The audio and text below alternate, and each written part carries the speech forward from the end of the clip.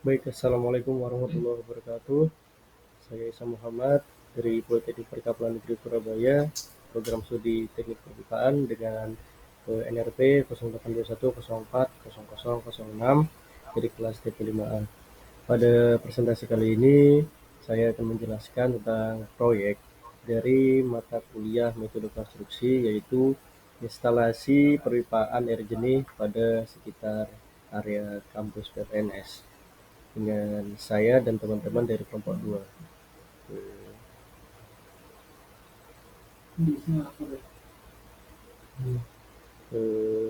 Untuk pekerjaan yang pertama pada proses instalasi perpipaan yaitu ada reconstruction, yaitu dilakukannya survei lokasi pada area yang akan dilakukan pemasangan jalur pipa.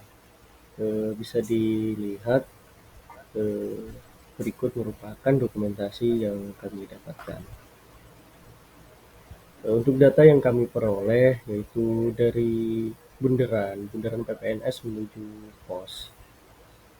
Sebelumnya jalur perpipaan yang kami gunakan yaitu dari bundaran PPNS menuju inkubator bisnis di PPNS. Nah, data yang kami peroleh dari bundaran PPNS menuju pos yaitu sepanjang 92 meter. Lalu panjang dari pos menuju inkubator bisnis PPNS sepanjang 93 meter. Untuk total panjang jalurnya itu 185 meter. Untuk lebar jalur perpipaan yang kami gunakan yaitu selebar 4 feet dari antara tepi parit. Lalu untuk kedalamannya yaitu 0,5 meter atau setengah meter. Kemudian untuk material yang kami gunakan yaitu HDPE atau High Density Polyethylene dengan kode standarnya SNI 06 4829 2005 dengan NPS yang kami gunakan yaitu 6 inch. Untuk jalur yang kami gunakan yaitu di area sebelah jalan yang nantinya akan digali dan dilakukan pemasangan perpipaan. Untuk jalur daerah atau area masuk ke masyarakat umum baik mahasiswa maupun karyawan nantinya akan dilakukan dua arah dikarenakan jalur keluar dari PPNS di eh, digunakan sementara untuk pembangunan proyek penginstalasian perpipaan ini yang digunakan untuk transformasi atau maksud saya transportasi dari proyek tersebut. Agar tidak mengganggu keadaan sekitar, area yang kami dari Sikuning ini wajib ditutupi atau diberi tanda sekitar. Dan untuk jalur masyarakat umum baik mahasiswa atau karyawan dapat menggunakan area area jalur keluar yang nantinya akan dipandu atau di, dikawal oleh petugas yang ada di situ, yang ada di sekitarnya. Berikutnya merupakan dokumentasi lokasi proyek yang kami peroleh. Ini merupakan bundaran PPNS, depan bundaran PPNS yang kami gunakan nanti daerah sini. Jadi slide berikutnya ada tanda-tanda yang secara detail menunjukkan bahwa tempat penggalian. Nah ini untuk jalan setelah pos, lalu ini di area inkubator bisnis. Berikutnya ada movement and staging.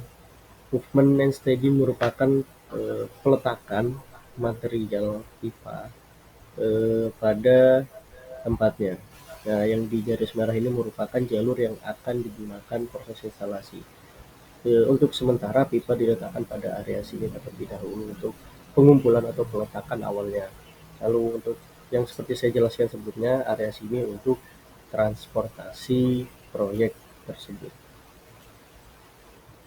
Lalu berikutnya yaitu stringing. Stringing merupakan peletakan pipa, tetapi pipa diletakkan pada setiap ROW-nya atau setiap jalur pipanya, sepanjang jalur pipanya. Disusun dan dibawa menggunakan ekskavator. Total dari jumlah 10 atau pipa yang disusun yaitu sebanyak 32 spool dengan sepanjang 185 meter. Untuk selanjutnya yaitu pembersihan jalur pipa. Eh, Dikarenakan di area pos satpam itu terdapat beberapa pohon ataupun seperti ruangan yang menghalangi proyek proyek berjalannya apa, yang akan berjalan, eh, mau tidak mau ini harus dihilangkan atau dibersihkan agar eh, proses pekerjaan dapat berjalan dengan lancar dan eh, dapat berjalan dengan baik. Berikutnya yaitu ada proses leaching atau penggalian.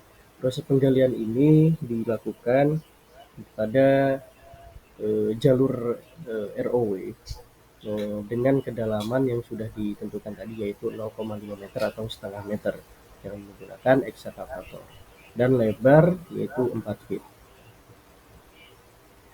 Berikutnya yaitu bedding.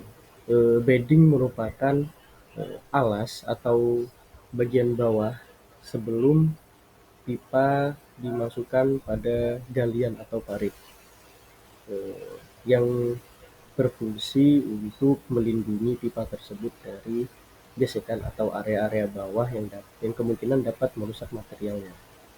Untuk material bedding yang kami gunakan yaitu ada foundation. Bagian foundationnya kami menggunakan gravel, lalu bagian beddingnya kami menggunakan pasir. Initial backfillnya menggunakan soil, lalu untuk final backfillnya menggunakan topsoil.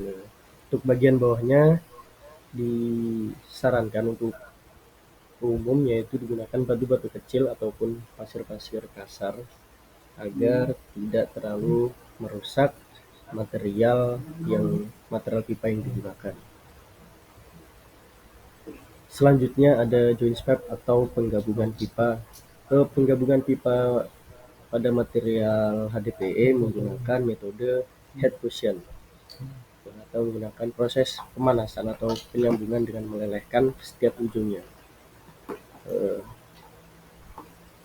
Karena pada denah tadi terdapat sebuah belokan,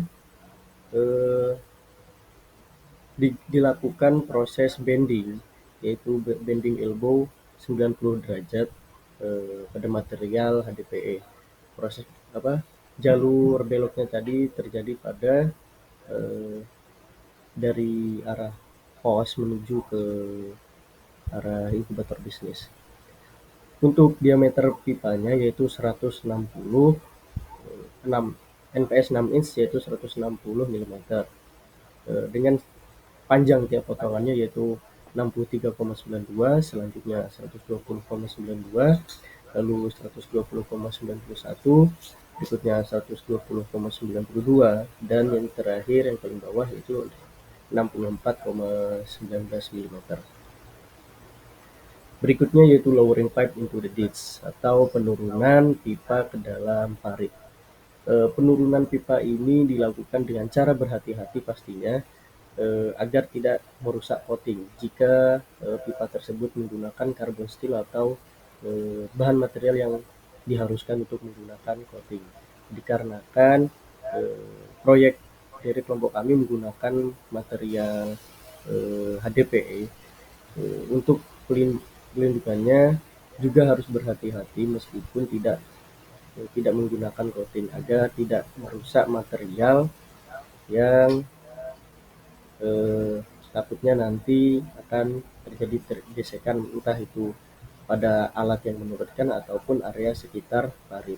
Proses penurunannya dilakukan dengan alat ekskavator yang nantinya disambungkan dengan rantai, lalu di bagian pipanya ini menggunakan tali yang dilapisi dengan kain agar tidak merusak material. Biasanya proses penurunan membutuhkan beberapa ekskavator. Berikutnya yaitu ada hydrostatic test. Hydrostatic test itu berfungsi untuk menguji cek kebocoran pada pipa sebelum dioperasikan secara umum. Nah, hydrostatic test memiliki prosedur seperti berikut. Yang pertama yaitu lengkapi, pasang dan operasikan sambungan, pompa, meteran, dan pengukur yang diperlukan untuk pengujian hidrostatis. Lalu yang kedua, diamkan pipa selama 24 jam sejak pertama kali didesinfeksi hingga pengujian dimulai, agar dinding pipa atau material pelapis dapat menyerap air. Kontraktor harus menyadari bahwa jangka waktu hingga 7 hari mungkin diperlukan agar lapisan mortar menjadi jenuh. Lalu yang ketiga, keluarkan semua udara keluarkan semua udara dan terapkan tekanan uji minimum sebesar 150 psi seperti yang diarahkan oleh perwakilan pemilik 4. Pertahankan tekanan uji selama 4 jam jika diperlukan air dalam jumlah besar untuk mempertahankan tekanan selama pengujian. Pengujian harus dihentikan sampai penyebab kehilangan air teridentifikasi dan diperbaiki. Untuk kebocoran yang diizinkan per 1000 kaki pipa dalam galon per hours atau per jam pada 150 psi seperti berikut. Karena dari kelompok kami menggunakan NPS 6 inch, maka minimum kebocoran yang diizinkan yaitu 0,50. Berikutnya yaitu backfilling. Backfilling merupakan pengisian kembali dari proses instalasi perpipaan. Jadi setelah dilakukan hydrostatic test, dilakukan backfilling atau pengisian kembali tanah di atas pipa yang sudah ditanam tadi. Pengisian ini dilakukan atau diisi dengan tanah yang tadinya sudah digali agar tanah yang sudah digali tadi dapat